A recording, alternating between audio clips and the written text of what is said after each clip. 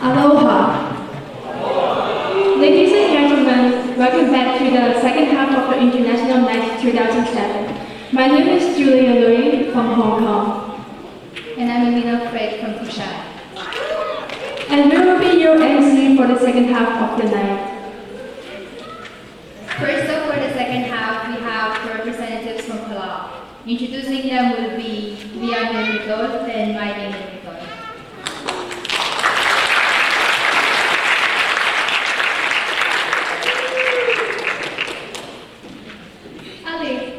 Palau is the westernmost archipelago in the Caroline Islands chain, consisting of 6 island groups totaling more than 300 islands, including World War II battleground Hilo and world-famous Rock Islands. Palau is considered to be one of the world's 7 underwater wonders of the world and is most notable for the world-famous jellyfish they live. Palau is a matrilineal society. Villages were and still are organized around 10 clans. A handful of chiefs from the 10 ranking clans governs the village and a parallel council of the female counterparts, with a significant advisory role in the division and control of land and power.